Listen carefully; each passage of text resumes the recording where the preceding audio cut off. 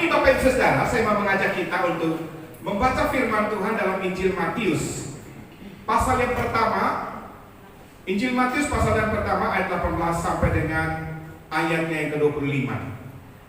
Injil Matius pasal yang pertama ayat 18 sampai dengan ayatnya yang ke-25.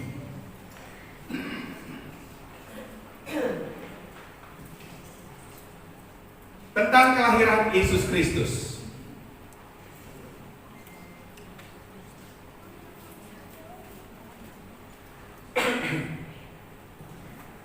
Kita akan baca secara bergantian Bapak Ibu. Saya baca ayat 18, Bapak Ibu baca ayat 19 secara bergantian. Semua sudah dapat amin? Kelahiran Yesus Kristus adalah seperti berikut. Pada waktu Maria ibunya bertunangan dengan Yusuf, ternyata ia mengandung dari Roh Kudus sebelum mereka hidup sebagai suami istri.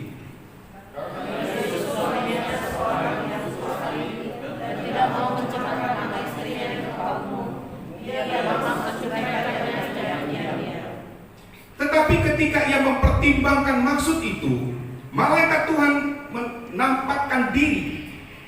nampak kepadanya dalam mimpi dan berkata, Yusuf anak Daud, janganlah engkau takut mengambil Maria sebagai istrimu, sebab anak yang di dalam kandungannya adalah dari Roh Kudus.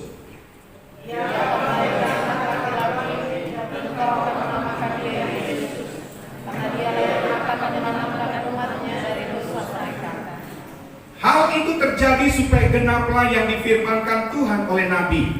Sesungguhnya, Sesungguhnya darah itu akan mengandung dan melahirkan seorang anak laki-laki, dan mereka akan menamakan dia Immanuel, yang berarti Allah menyertai kita. Sesudah bangun dari tidurnya, Yusuf berbuat seperti yang diperintahkan malaikat Tuhan itu kepadanya, yang mengambil Maria sebagai istrinya. Tapi tidak bersetubuh dengan dia sampai ia melahirkan anaknya laki-laki, dan Yusuf menamakan dia Yesus. Amin, puji Tuhan.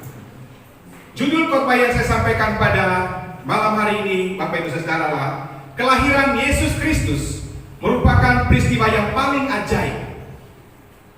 Kelahiran Yesus Kristus merupakan peristiwa yang paling ajaib. Atau Natal yang kita rayakan merupakan peristiwa yang paling ajaib di sepanjang sejarah. Bapak Ibu Saudara dikasihi Tuhan, mungkin kita berpikir apanya yang ajaib dari kelahiran Yesus itu. Dari firman Tuhan yang kita baca tadi Bapak Ibu Saudara, di situ menjelaskan tentang beberapa hal yang memberitahukan kepada kita tentang keajaiban dalam kelahiran Yesus Kristus Bapak Ibu Saudara. Hal yang pertama, di ayat 18 di situ dikatakan bahwa kelahiran Yesus Kristus adalah seperti berikut. Pada waktu Maria ibunya bertunangan dengan Yusuf, ternyata apa Bapak Ibu? Ternyata ia mengandung dari Roh Kudus. Bunda Maria mengandung dari Roh Kudus Bapak Ibu, sebelum mereka hidup sebagai suami istri. Jadi keajaiban yang pertama dalam peristiwa kelahiran Yesus Kristus Bapak Ibu Saudara, mengenai kelahirannya bukan hasil daripada hubungan suami istri, tetapi dia mengandung dari Roh Kudus. Bunda Maria mengandung dari Roh Kudus Bapak Ibu Saudara. Ini luar biasa Bapak Ibu Saudara. Walaupun pada peristiwa itu Bunda Maria sempat bingung ketika dia mendengar apa kata malaikat. Malaikat datang kepada Bunda Maria. Malaikat bilang, Maria. Waktu itu ketika malaikat bilang sama Maria, panggil nama Maria, Maria terkejut. Lalu malaikat bilang apa Bapak Ibu? Jangan takut Maria, sebab engkau akan mengandung dari Roh Kudus. Luar biasa Bapak Ibu. Malaikat bilang engkau akan mengandung dari Roh Kudus. Nah Bapak Ibu Saudara, mendengar kalimat itu Maria sangat kaget lagi, lebih terkejut lagi Bapak Ibu. Maria bilang apa kepada malaikat itu? Aku kan belum bersuami, bagaimana aku bisa mengandung? Bapak Ibu Saudara, malaikat itu bilang apa? Ayat 37 di situ dikatakan bahwa sebab bagi Allah tidak ada yang mustahil. Sekalipun menurut Maria, peristiwa mengandungnya Maria merupakan hal yang aneh, hal yang tidak mungkin. Tetapi firman Allah melalui malaikat yang mengatakan apa? Sebab bagi Allah tidak ada yang mustahil. Nah, Bapak Ibu Saudara dikasih oleh Tuhan, ini merupakan hal yang ajaib yang pertama di dalam peristiwa kelahiran Yesus Kristus, Bapak Ibu. Kemudian yang kedua, Bapak Ibu Saudara, kelahiran Yesus Kristus untuk menyelamatkan umatnya dari dosa. Ini ajaib, Bapak Ibu. Ternyata Allah yang maha tinggi itu, yang menjelma menjadi manusia, yang diberi nama Yesus. Untuk apa, Bapak Ibu? Untuk menyelamatkan manusia dari dosa, untuk menyelamatkan umatnya dari dosa. Di ayat 21 di situ dikatakan begini, ia akan melahirkan anak laki-laki, dan engkau akan menamakan dia Yesus, karena Yesuslah yang akan menyelamatkan umatnya dari dosa mereka. Nah, Bapak Ibu Saudara dikasih oleh Tuhan, ini merupakan keajaiban yang kedua dalam peristiwa kelahiran Yesus. Yesus datang ke dalam dunia ini untuk menyelamatkan kita dari dosa. Dulu kita terikat dengan dosa. Ada dua jenis dosa, Bapak Ibu. Yang pertama, dosa warisan. Dosa warisan itu adalah dosa yang dilakukan oleh Adam dan Hawa. Akibat dosa mereka, Bapak Ibu, kita kena dampaknya. Kita mengalami kutuk karena dosa Adam dan Hawa, dosa warisan itu. Kemudian kita dikuasai oleh iblis. Kita hidup jauh dari berkat Tuhan. Kemudian Bapak Ibu Saudara, dosa yang kedua adalah dosa karena perbuatan kita sendiri. Akibat dosa, Bapak Ibu Saudara, yang dilakukan baik dosa warisan maupun dosa yang kita lakukan adalah dalam kitab Roma pasal 6 ayat 23. Di situ dikatakan upah dosa itu adalah maut. Akibat daripada dosa, Bapak Ibu Saudara, adalah kematian kekal atau hukuman kekal di dalam neraka. Itulah sebabnya, Bapak Ibu Saudara, mengapa Allah yang maha tinggi itu menjelma menjadi manusia yang diberi nama Yesus Kristus. Tujuannya apa, Bapak Ibu? Ia akan menjadi korban yang sempurna untuk menyelamatkan manusia dari dosa. Itulah sebabnya mengapa Yesus harus mati di kayu salib. Dia mengorbankan dirinya dan dia mati di kayu salib. Tujuannya, Bapak Ibu Saudara, adalah supaya di kayu salib itulah terjadi peristiwa pertukaran, Bapak Ibu. Dia gantikan semua hutang dosa yang kita lakukan, Bapak Ibu. Jadi dia harus mati di kayu salib supaya kita hidup. Dia harus menderita di kayu salib, Bapak Ibu, supaya kita semua bahagia. Dia harus mengalami kesakitan di kayu salib. Supaya apa? Supaya kita semua sehat, Bapak Ibu. Jadi terjadi pertukaran di kayu salib, Bapak Ibu Saudara. Saya ingat cerita tentang seorang raja di sebuah kerajaan, Bapak Ibu. Undang-undang di kerajaan itu, Bapak Ibu Saudara, setiap orang yang kedapatan melakukan kejahatan, salah satunya mencuri, mereka harus dihukum mati, dicambuk sampai mati, Bapak Ibu. Undang-undang itu berlaku di seluruh kerajaan. Suatu hari, Bapak Ibu Saudara, prajurit memberitahukan kepada raja, "Raja, kami mendapatkan seorang anak muda kedapatan mencuri di kerajaan kita. Apa yang harus kami lakukan?" Raja bilang, "Undang-undang harus dilakukan, harus ditegakkan." Wah, raja tegas sekali, Bapak Ibu. Prajurit itu bingung, Bapak Ibu. Prajurit itu mulai bisik-bisik kepada raja, "Raja, apakah kita harus menganulir undang-undang itu, Raja?" Raja bilang, "Tidak." Prajurit semakin bingung. Karena apa, Bapak Ibu? Prajurit mengatakan kepada raja, "Raja, anak muda itu adalah anakmu."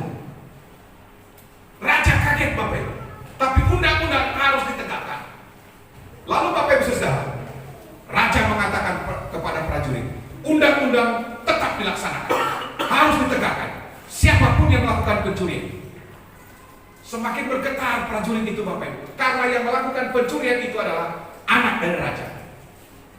Lalu dia dimasukkan di sebuah tahanan sebelum dia dieksekusi Bapak Ibu. Sebelum dia dicambuk hingga mati.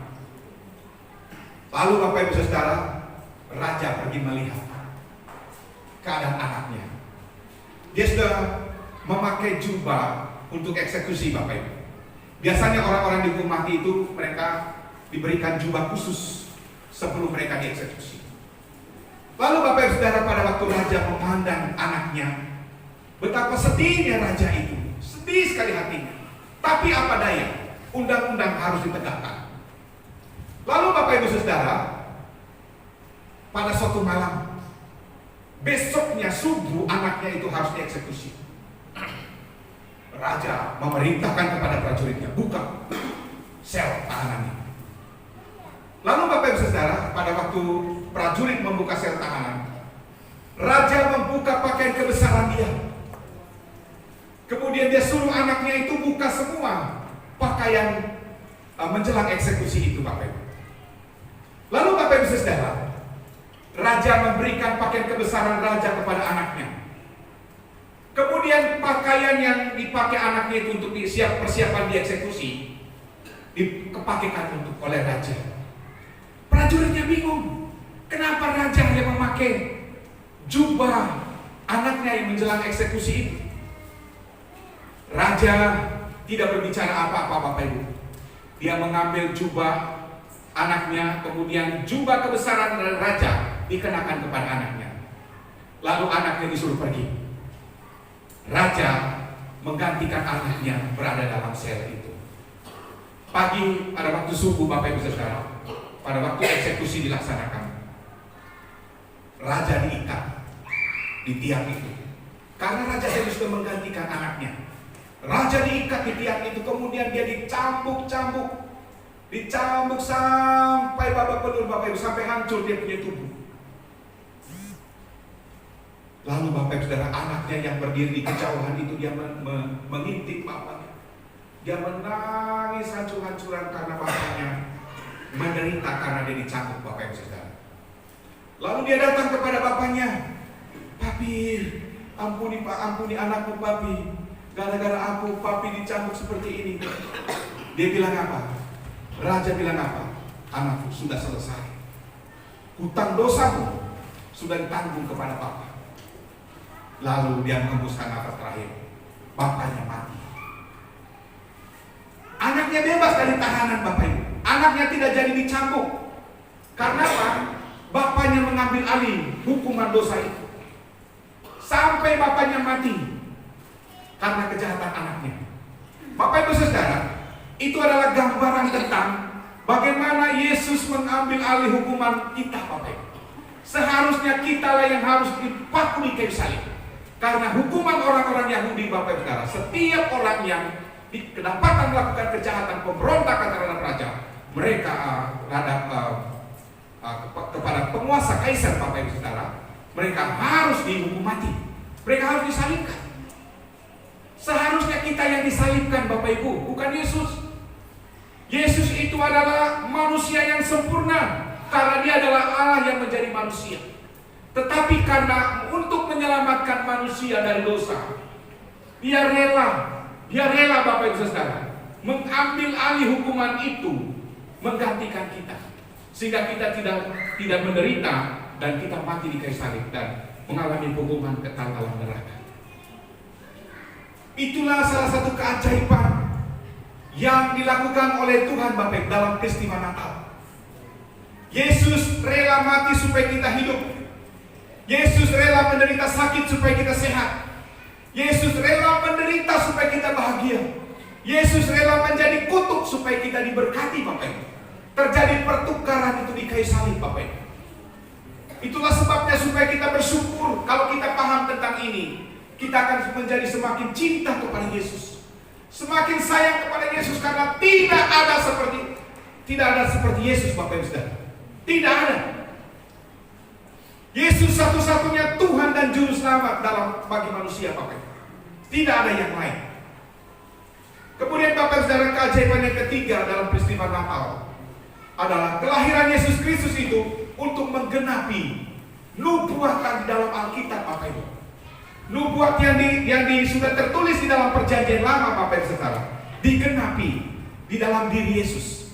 Baik kelahiran Yesus, kematian Yesus, kebangkitan Yesus, kemudian kenaikan Yesus ke surga, dan satu lagi yang sedang ditunggu, yaitu kedatangan Yesus kedua kali, Bapak Ibu, untuk menjemput semua orang-orang yang percaya kepadanya. Nah, Bapak Ibu Saudara dikasih oleh Tuhan, salah satu nubuatnya dalam Perjanjian Lama adalah dalam Yesaya pasal 7 ayat 14. Di situ dikatakan apa, Bapak Ibu? Sebab itu Tuhan sendirilah yang akan memberikan kepadamu suatu pertanda. Sesungguhnya seorang perempuan muda mengandung dan akan melahirkan seorang anak laki-laki, dan ia akan menamakan dia Immanuel. Jadi Bapak Saudara, dalam Yesaya pasal 7 ayat 14, di situ menubuatkan tentang bagaimana nanti seorang perempuan, seorang gadis, dia akan melahirkan seorang anak laki-laki. Dan Bapak Saudara, penggenapannya di dalam Matius pasal 1 ayat 22. Ayat 21, di situ dikatakan begini. Ia atau Maria akan melahirkan anak laki-laki, dan engkau Yusuf akan menamakan dia Yesus, karena Yesuslah atau dialah yang akan menyelamatkan umatnya dari dosa mereka. Jadi luar biasa, Bapak Ibu Saudara. Salah satu keajaiban dalam peristiwa kelahiran Yesus adalah apa yang tertulis di dalam Alkitab, nubuatan-nubuatan yang ditulis ribuan tahun yang lalu, Bapak Ibu, digenapi melalui kelahiran Yesus, Bapak Ibu Saudara. Khususnya dalam Yesaya pasal 7 ayat 14 ini, 700 tahun sebelum Yesus lahir, Bapak Ibu, ini dinubuatkan, Bapak Ibu, ini ditulis dalam kitab Yesaya. Dan 700 tahun kemudian pada waktu Yesus lahir, itu digenapi, Bapak Ibu. Luar biasa. Jadi tidak ada nabi, tidak ada rasul yang seperti yang dialami oleh Yesus, Bapak Ibu. Apa yang tertulis dalam Perjanjian Lama digenapi dalam diri Yesus, Bapak Ibu. Ini adalah sesuatu yang sangat ajaib, Bapak Ibu Saudara. Ya. Kalau dalam ayat 22 tadi di situ dikatakan begini. Hal ini digenapi, hal ini terjadi supaya genaplah yang difirmankan Tuhan oleh nabi. Artinya, Bapak Ibu Saudara, peristiwa kelahiran Yesus ini merupakan penggenapan dari nubuat yang telah disampaikan oleh Nabi Yesaya kepada orang-orang Israel pada waktu itu. Ya. Kemudian Bapak Ibu Saudara, yang keempat, yang terakhir, salah satu keajaiban dalam peristiwa Natal ini, Bapak Ibu Saudara, adalah bahwa kelahiran Yesus Kristus itu bukan hanya sekedar untuk menyelamatkan kita, tetapi untuk menyertai kita dalam kehidupan kita setiap hari, Bapak Ibu. Itulah sebabnya kenapa dalam Injil Matius pasal 1:23 di situ dikatakan begini. Sesungguhnya anak darah itu atau Bunda Maria akan mengandung dan melahirkan seorang anak laki-laki, dan mereka akan menamakan dia Immanuel, yang berarti Allah menyertai kita. Jadi Bapak Ibu Saudara, setiap hari Tuhan itu menyertai kita. Tuhan selalu bersama-sama dengan kita. Amin, Bapak Ibu.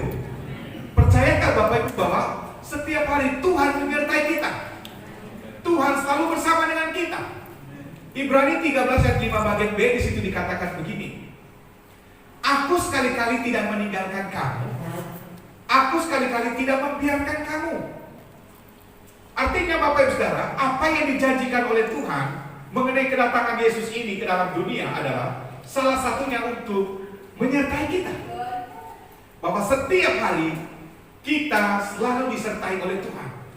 Tuhan selalu berada bersama dengan kita. Itulah sebabnya Bapak Ibu Saudara, di dalam Yesaya 41:10 di situ dikatakan begini.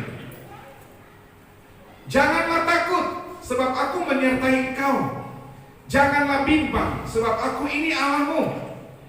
Aku akan meneguhkan dan bahkan akan menolong engkau. Aku akan memegang engkau dengan tangan kananku yang membawa kepada kemenangan. Jadi Bapak Ibu Saudara, Allah sudah memberikan janji ribuan tahun sebelumnya, bahwa Ia akan menyertai kita terus-menerus, Bapak Ibu.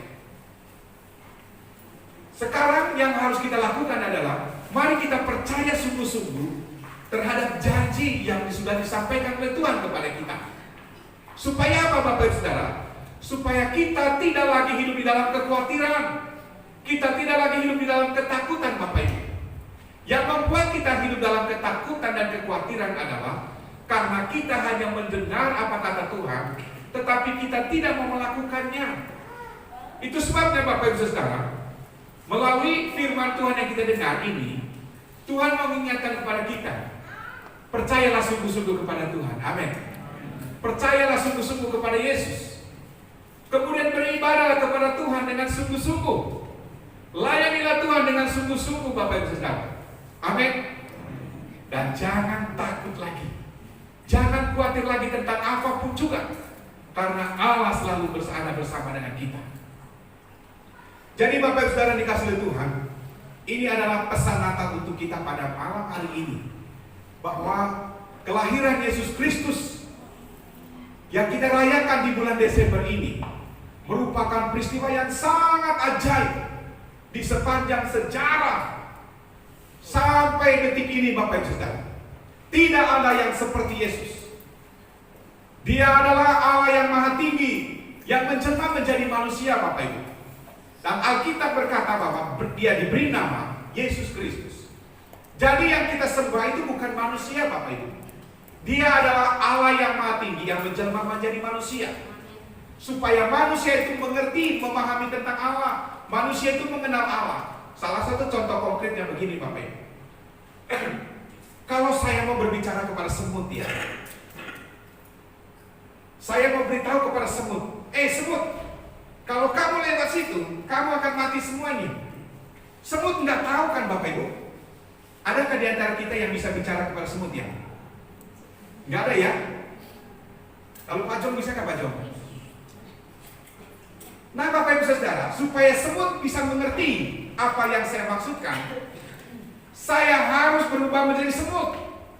Ketika saya menjadi semut, saya akan memberitahukan kepada semut-semut itu, dan semut-semut akan mendengarkan saya dan mengerti apa yang saya maksudkan. Jadi Bapak Ibu Saudara, maksudnya ini merupakan salah satu gambaran yang sederhana, supaya kita memahami tentang maksud Allah. Kenapa Allah itu harus menjelma menjadi manusia, Bapak Ibu Saudara? Ya, ada orang mengatakan, masa sih Allah itu bisa berubah menjadi manusia? Apa sih susahnya kalau Allah menjadi manusia? Yang tidak mungkin itu adalah manusia menjelma menjadi Allah. Tapi memang banyak sekali, Bapak Ibu, orang-orang yang mengaku dirinya sebagai Allah. Ya, seperti di Tiongkok, ya, yang disembah oleh, yang dianut oleh gereja Tuhan yang Maha Kuasa, yang sekarang ini menyebar kemana-mana. Katanya Yesus itu sudah menjelma menjadi manusia di India juga katanya, di Tiongkok juga katanya seperti itu. Itu adalah pengajaran-pengajaran sesat, Bapak Ibu.